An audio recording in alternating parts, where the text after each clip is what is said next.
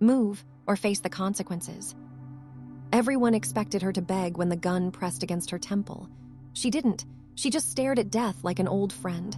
Then the Mafia boss walked in and saw that look in her eyes. Something shifted. What happened next wasn't loud. It was surgical, and it changed everything. If you're new here, subscribe and comment your location. Now let's begin. The gun pressed against her temple felt cold, almost boring. Vera didn't flinch. She stopped flinching 3 days ago when they first dragged her into this warehouse. Now she just looked at the man holding the weapon like he was wasting her time. "You hear me?" Rook shouted. His breath smelled like cigarettes and desperation. "I said tell me where she hid the money or I'll put you in the ground with her." Vera's sister was dead, had been dead for 2 weeks, buried in a cemetery across town with a headstone that said beloved daughter. The funeral had been small. Vera had worn black and hadn't cried because crying didn't bring people back. Now this man, this low-level enforcer who thought he was important, wanted money that didn't exist. Her sister hadn't stolen anything. She'd just been in the wrong place at the wrong time. Wrong boyfriend, wrong debts, wrong life. "There is no money," Vera said. Her voice was flat, empty. She didn't take anything. Rook's face turned red. "Don't lie to me. Everyone knows she grabbed 200 grand before she ran." "Then everyone is wrong." He pushed the gun harder against her skin. "You think I won't do it? You think I'm playing?" Vera looked at him, really looked at him. His hand was shaking. His pupils were too big. He was high on something. Probably the same stuff that made him think he could solve this problem by killing her. "I think," Vera said slowly, "that you're going to shoot me or you're not. Either way, I can't tell you something I don't know." For a moment, Rook just stared, like he couldn't believe what he was hearing. People usually begged, usually cried, usually promised him anything to make the fear stop. Vera didn't feel fear anymore. She used it all up. "You're crazy," Rook said, but his voice wasn't as strong now. "You're actually crazy." "Maybe." The warehouse door opened. Heavy footsteps echoed across concrete. Vera didn't turn her head, didn't care who was coming. It didn't matter. But Rook cared. His whole body went stiff. The gun dropped from her head. "Sir," Rook said quickly, "I was just handling the situation." Vera turned then, curious despite herself. The man who walked in didn't look like a monster.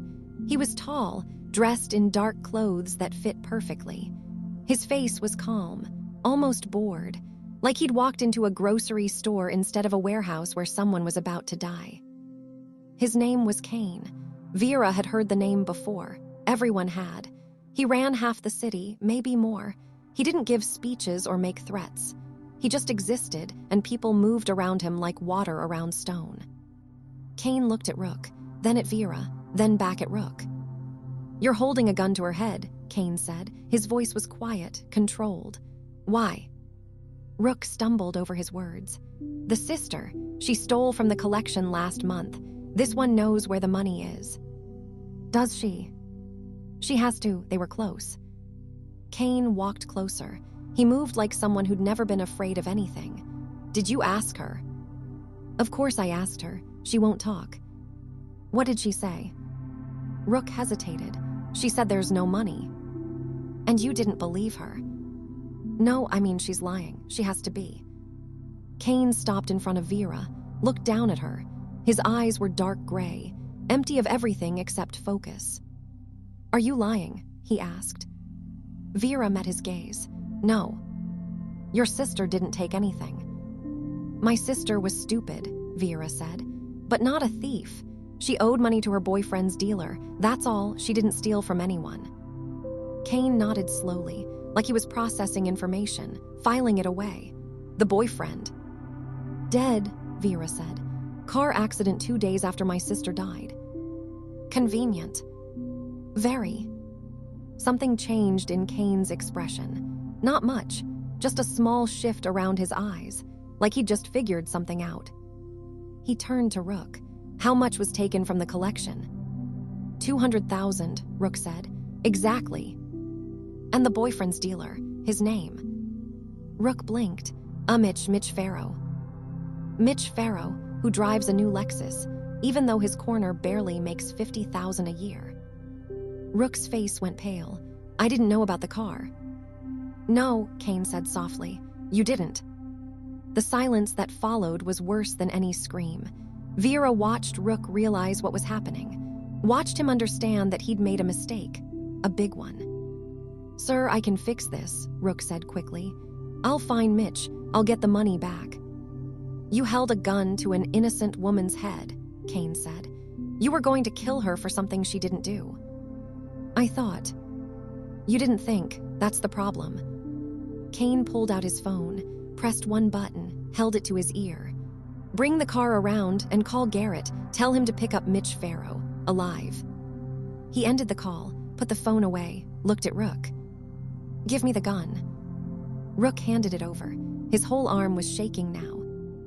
Kane checked the safety, removed the magazine, handed both pieces to a man who'd appeared in the doorway. Vera hadn't even heard him come in. Take him to the basement, Kane said. I'll deal with him later. Rook opened his mouth, closed it, opened it again. Please, I made a mistake, just one mistake. Mistakes cost lives, Kane said. You should know that by now. The man in the doorway grabbed Rook's arm, pulled him toward the exit. Rook didn't fight. He just looked back at Vera with wide, terrified eyes, like he wanted her to say something, to save him. Vera said nothing. The door closed. The warehouse was quiet again. Kane looked at her. Are you hurt? No. Did he hit you before I got here? Once. Yesterday, it wasn't bad. Kane nodded, pulled out a handkerchief from his pocket, handed it to her. Your lip is bleeding. Vera touched her mouth. Her finger came away red. She hadn't even noticed. She took the handkerchief, pressed it against the cut. Thank you, she said. Don't thank me yet. Vera lowered the cloth. What does that mean? Kane walked to a metal chair in the corner, dragged it across the floor. The sound echoed. He sat down facing her. You watched a man threaten to kill you, he said. And you didn't break, didn't beg, didn't cry. Why? Would it have helped? No.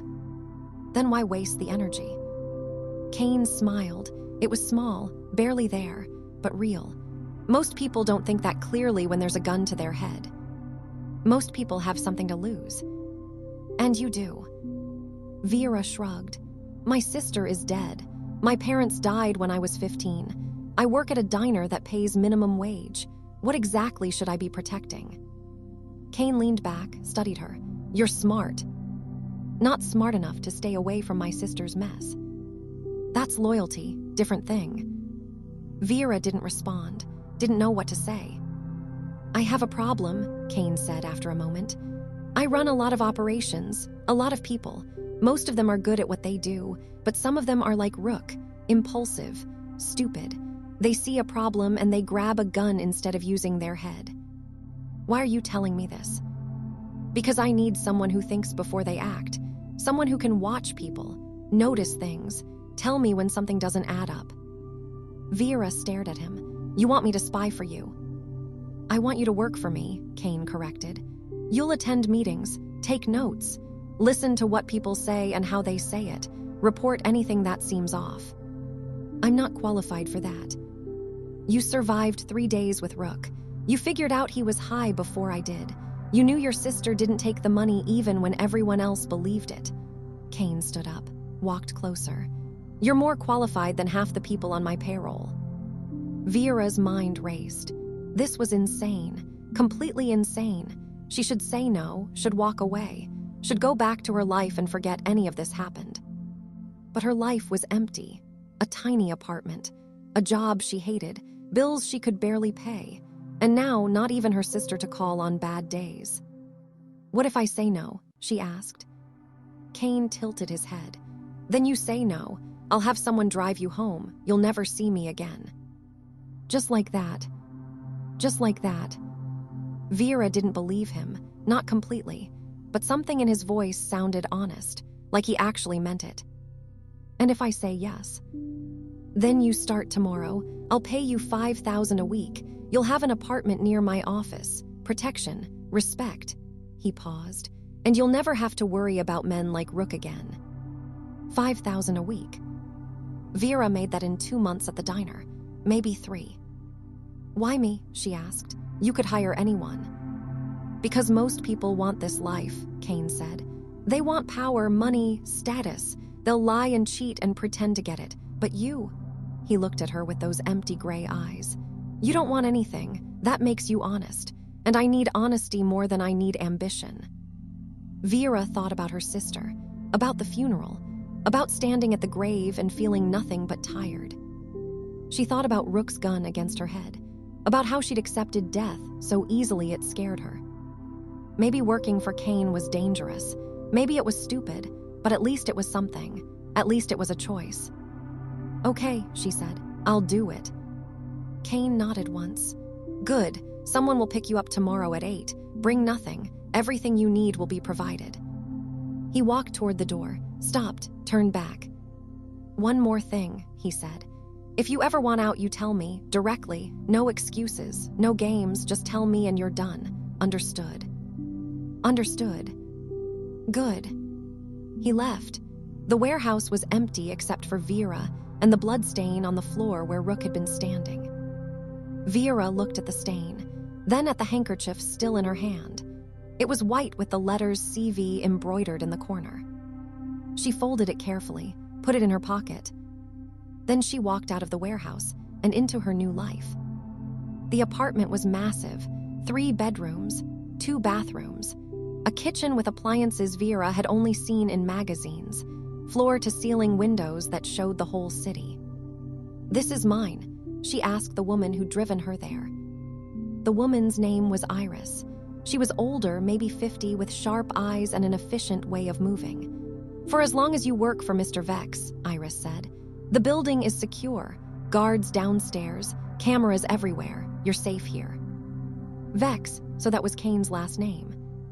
Vera walked to the window, looked down at the streets below. People looked like ants from up here. Small, insignificant. He wants you at the office by 9, Iris said. I'll take you. Dress professionally, nothing flashy. I don't have professional clothes.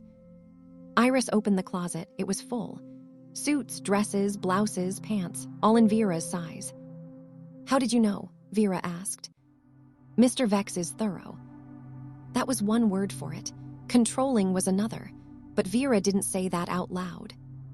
Iris left.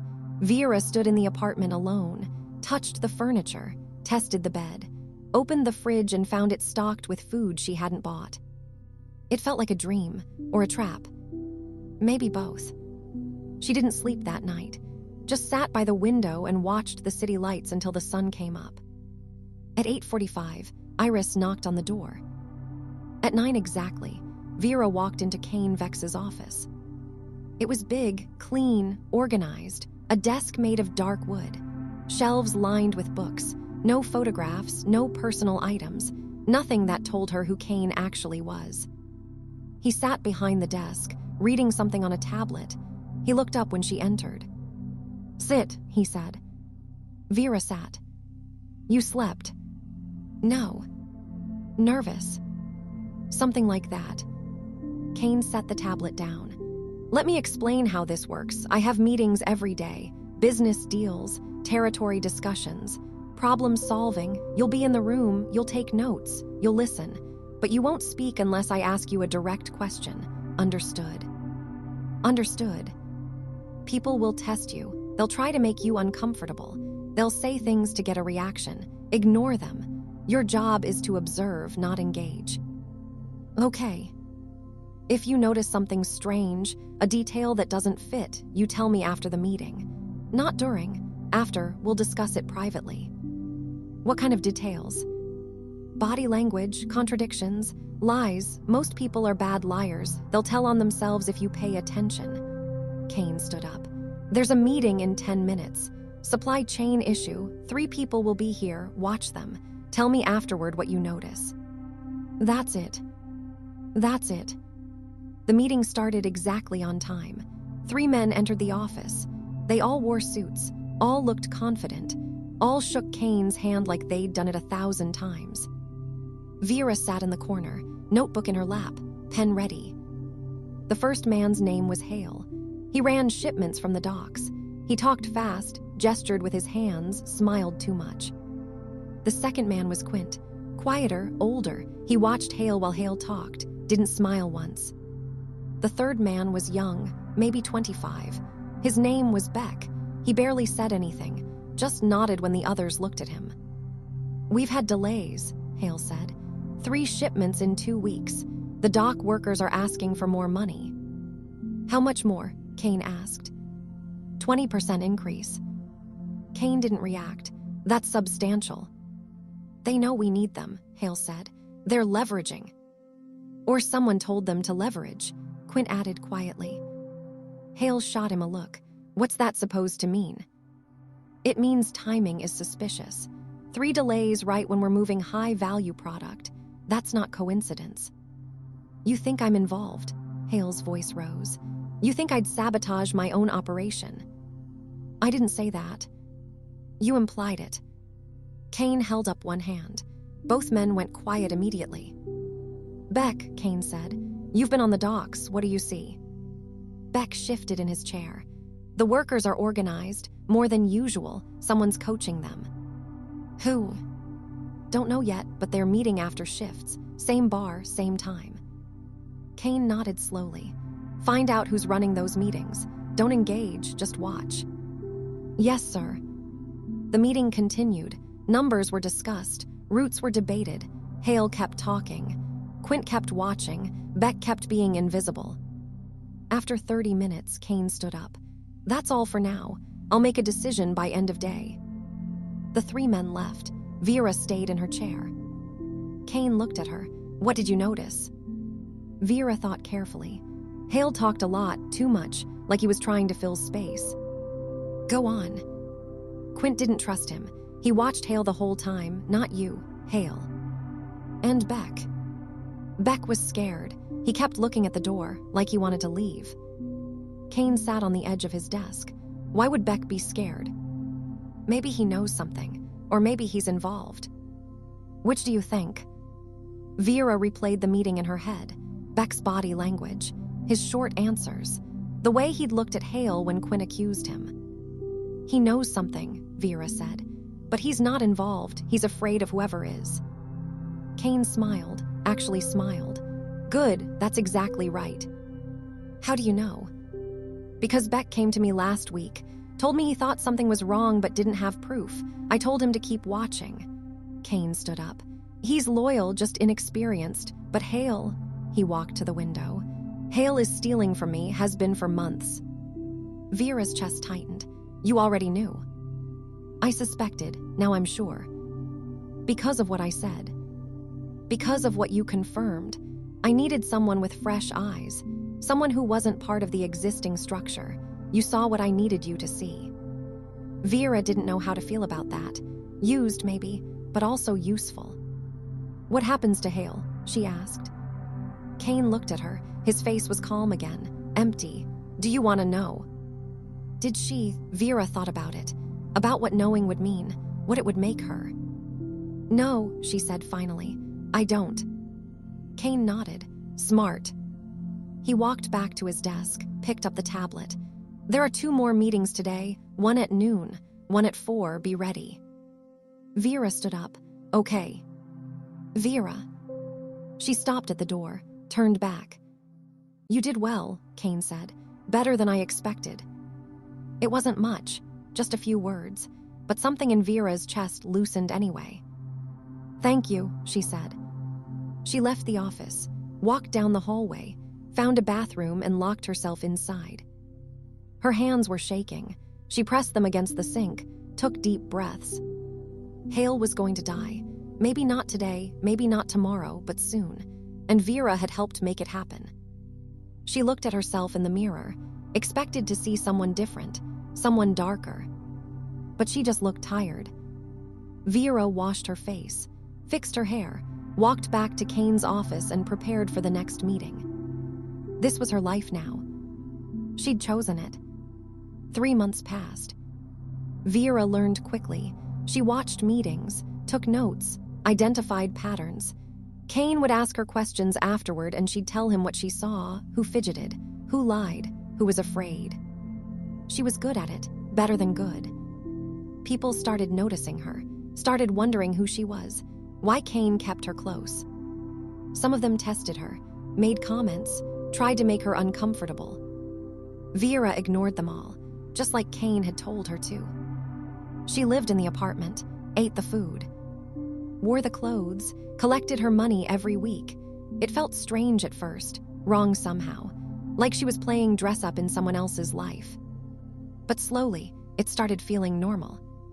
Kane never touched her, never made comments, never looked at her like the other men did. He treated her like a tool, something useful, and strangely, that made her feel safe. Until the day everything changed. It was a Tuesday, late afternoon. Vera was reviewing notes from the morning meeting when Iris appeared in her doorway. "Mr. Vex wants you," Iris said. "Now."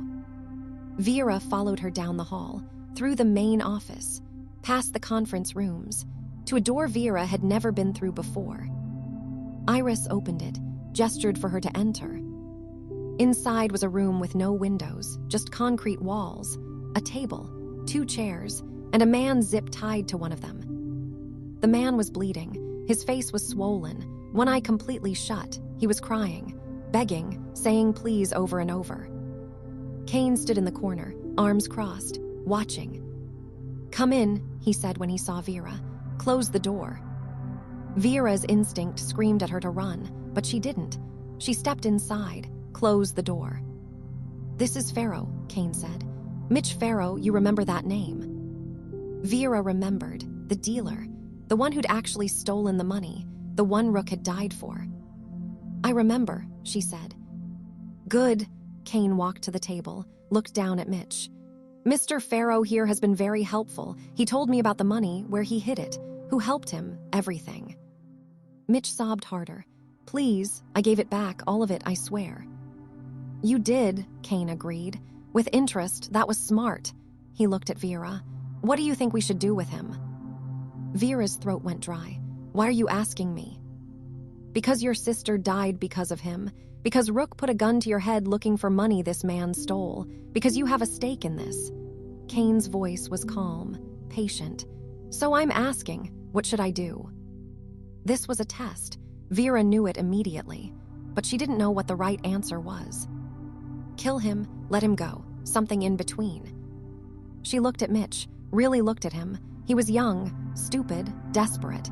He made a mistake and it had destroyed her life. But killing him wouldn't bring her sister back. "Let him go," Vera said quietly. The room went silent. Kane tilted his head. "Explain." "He gave the money back. He told you everything. He's not a threat anymore. He's just a user who got greedy." Vera kept her voice steady. "Killing him proves nothing. It's just revenge. And revenge is pointless. Revenge is expensive. It costs time, energy, risk. For what? To feel better for 10 minutes? Vera shook her head. "You taught me to think before acting, so think. What do you gain from killing him?"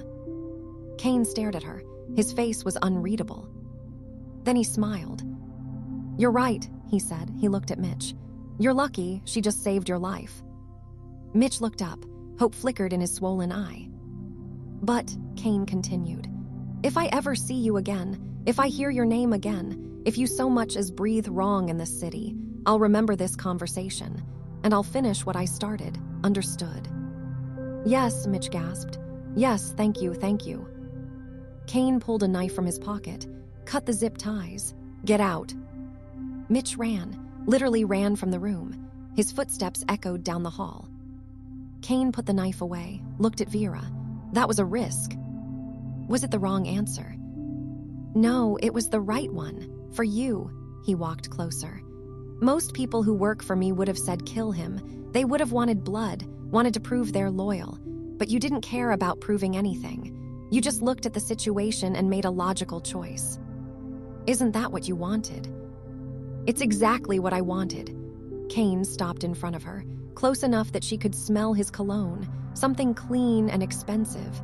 But it tells me something else. What? That you're not like them, the others. You don't belong in rooms like this. Vera's chest tightened. Are you firing me? No, I'm promoting you. She blinked. What? You're wasted taking notes. You see things others miss. You think clearly under pressure. You're not corrupted by ego or fear. Kane's gray eyes held hers. I want you to run operations, report directly to me, make decisions, handle problems.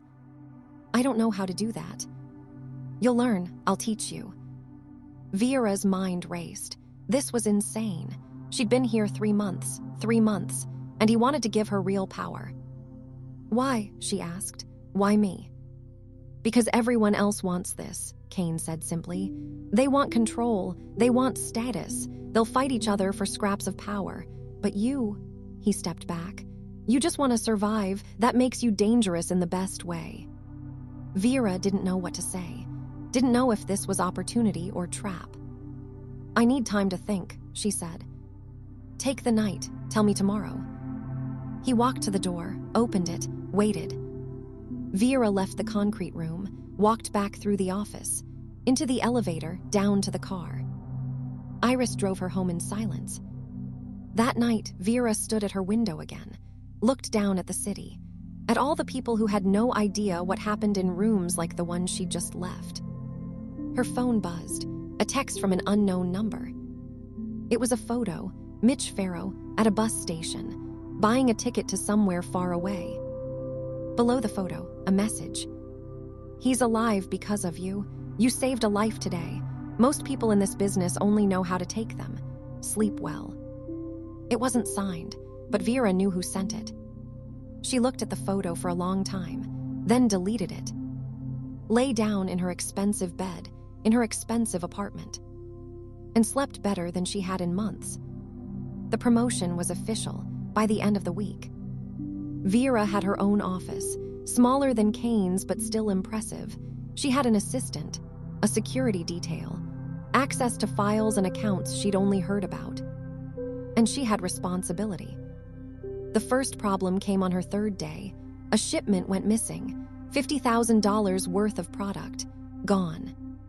Vera reviewed the manifests, checked the routes, interviewed the drivers. One of them was lying. She could tell by the way he answered questions, too smooth, too rehearsed. She called Kane, told him what she found. What do you want to do? He asked.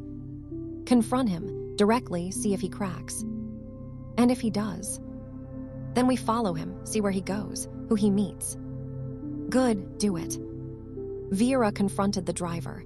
His name was Penn. He denied everything, got angry, said she was accusing him without proof. So Vera had him followed. 2 days later, Penn led them to a warehouse on the east side.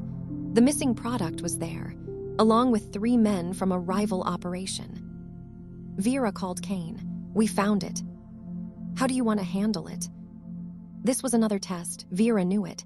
She took a breath, thought it through. We take the product back, quietly, no violence unless necessary. Penn gets arrested, anonymous tip to the police. Let them deal with him. The other 3, she paused. We send a message, nothing that traces back to us, but something that makes it clear we know who they are. What kind of message? Vera thought about it, about what would be effective without being wasteful. Their cars destroyed, stripped down to nothing, left outside their houses. She kept her voice steady. It's personal, it's expensive, but it's not war. Kane was quiet for a long moment. You're sure about this? No, but it's what makes sense. Then do it. Vera did it. Everything went exactly as planned. The product was recovered. Penn was arrested. The 3 men found their cars destroyed. No one died. No one got hurt, but the message was received. Kane called her into his office the next day. Well done, he said. Thank you. You're thinking like a leader now, not just an observer. Vera sat down. Is that good? It's necessary. You're going to have more situations like this. Bigger problems, harder choices.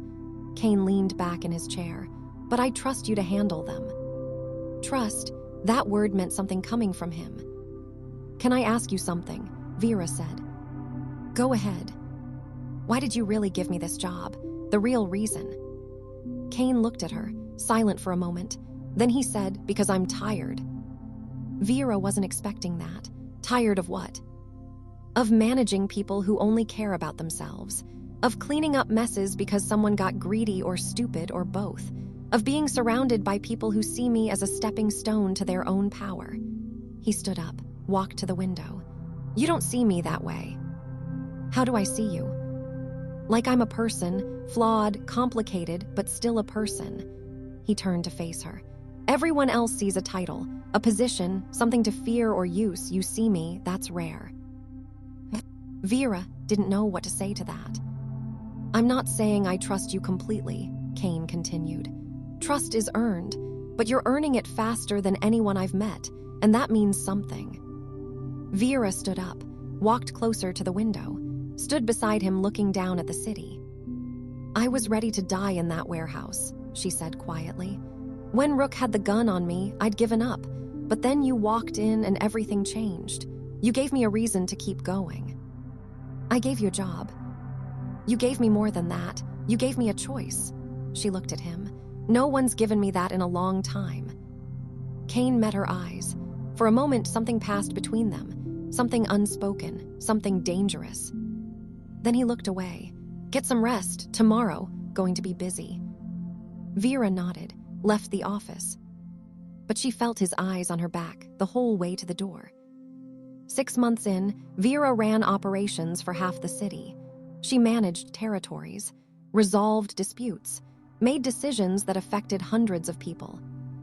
And Kane was always there, teaching her, guiding her, trusting her with more and more. They started having dinner together, working late, talking about things that had nothing to do with business. She learned that he'd built his empire from nothing, that he'd lost people he loved, that he was lonely in ways he'd never admit out loud. And he learned about her childhood, her sister, the way she'd felt invisible her whole life until he'd seen her. It was dangerous, the closeness, the way he looked at her sometimes when he thought she wasn't paying attention. But Vera didn't stop it, didn't pull away, because she was lonely too.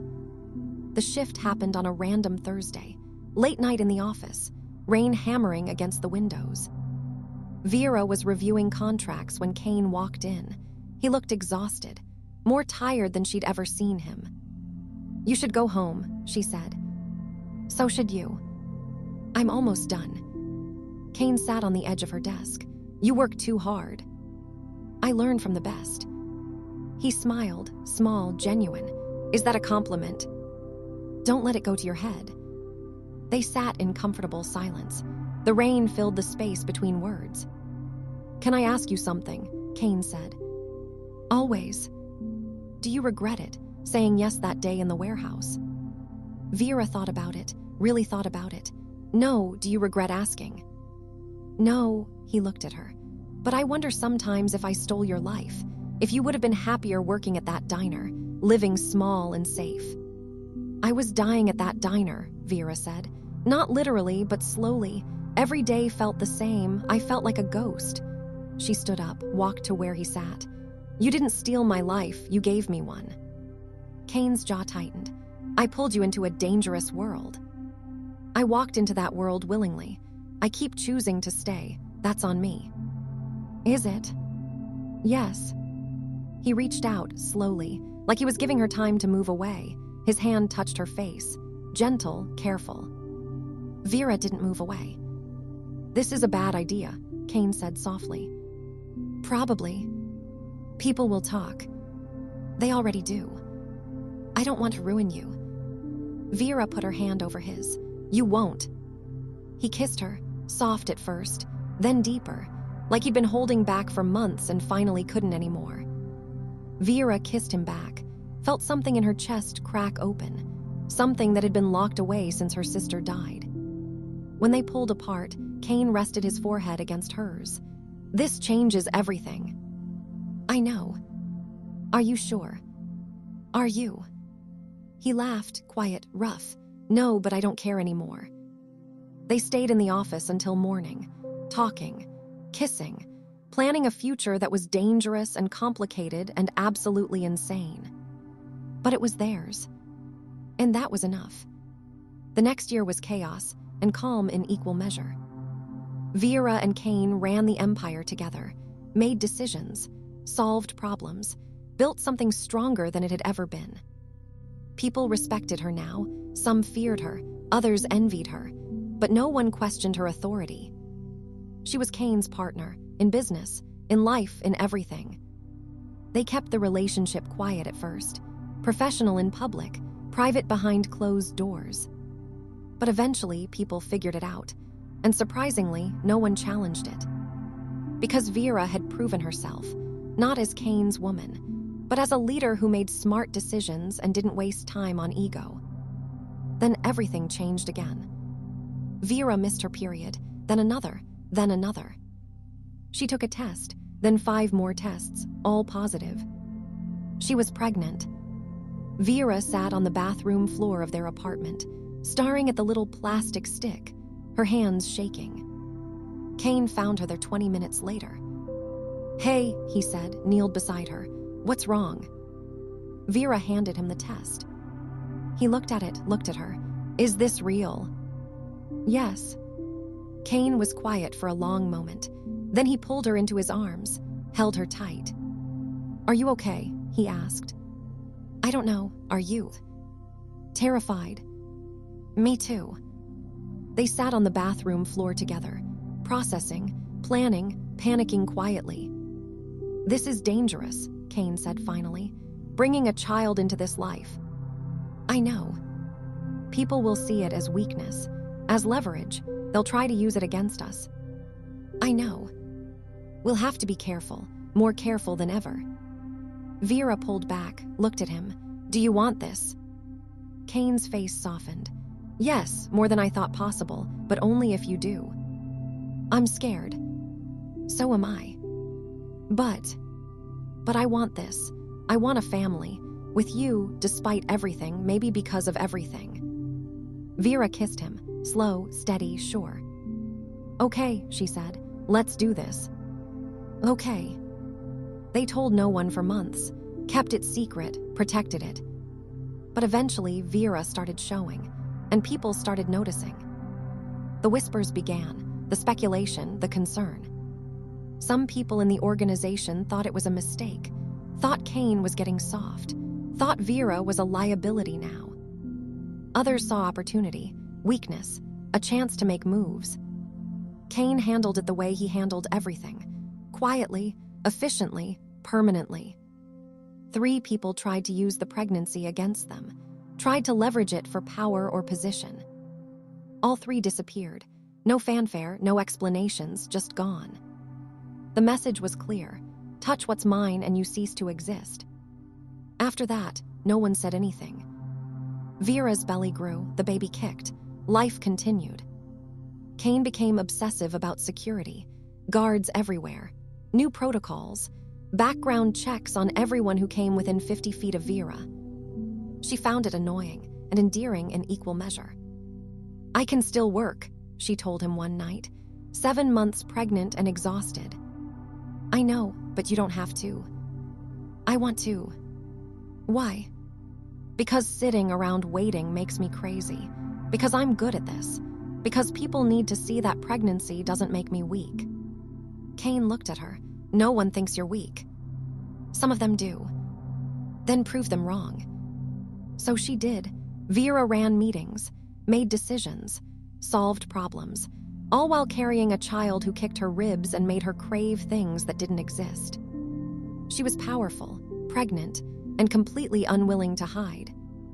The baby came early, 3 weeks before the due date, middle of the night, fast and intense.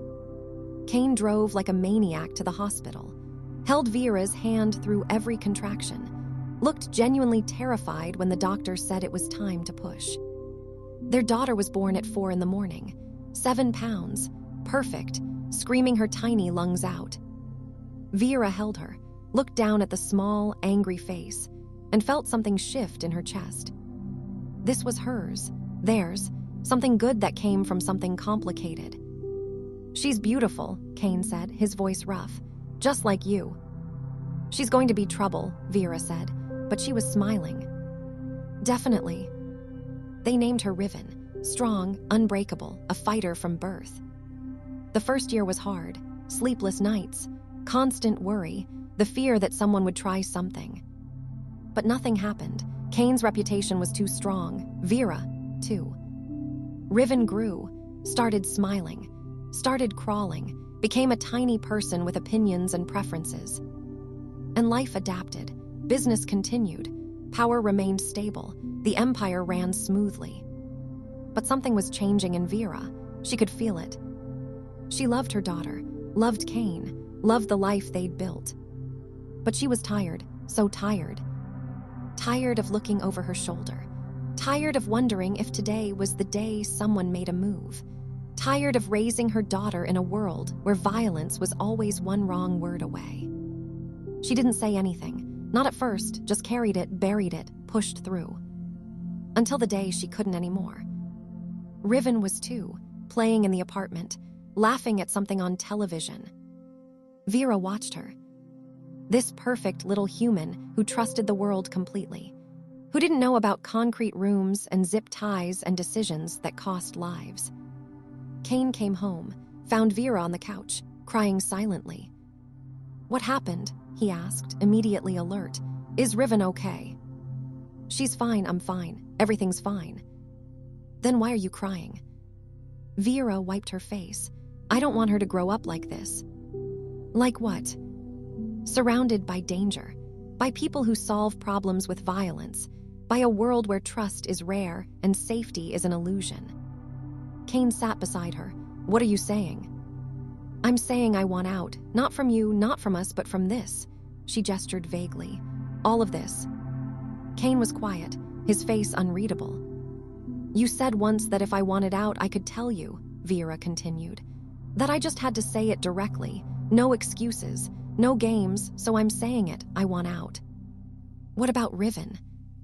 "Especially for Riven. She deserves better than this, better than us." "What about what we've built?" "You built it, I just helped manage it. You'll be fine without me." Kane stood up, walked to the window, stared out at the city.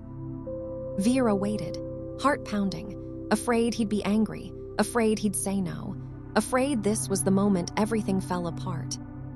Finally, Kane spoke. "You're right." Vera blinked. "What?" "You're right. Riven deserves better, so do you." He turned to face her. "I've been selfish, keeping you in this world, telling myself it was your choice when really I just didn't want to lose you." "Kane." "No, listen, I love you. I love our daughter. And because I love you, I have to let you go." Vera's chest tightened. "I don't want to leave you. I want to leave this life. There's a difference." "Is there?" "Yes, we can have both. A life together and a life away from all this. People do it. They retire. They walk away. They build something normal." "I can't walk away," Kane said quietly. "This empire, these people, they need me." "They need a leader. It doesn't have to be you." "Yes, it does, because if I leave, everything I've built collapses. People die, territories fall, chaos takes over." He walked back to her, kneeled down, took her hands. "But you can leave, you and Riven. I'll set you up somewhere safe, somewhere far from here. You'll have everything you need, money, security, freedom." "Without you." "I'll visit, when I can. As much as I can, but my life is here, and yours shouldn't be." Vera pulled her hands away, stood up, paced. This wasn't what she wanted. She wanted all of it. The safety and the love, the normal life and the man who made her feel alive. But maybe that was impossible. Maybe some things couldn't exist together. "I need time," she said, "to think." "Take all the time you need." Vera went to bed that night with her daughter sleeping beside her. Kane stayed on the couch. They didn't talk, didn't touch. The space between them felt like an ocean. Thank you for watching Vera's journey from survival to power. Would you have made the same choice she did? Should she leave everything behind for safety or fight to keep both her family and her freedom? Drop your answer and where you're watching from in the comments below. Subscribe for more stories like this.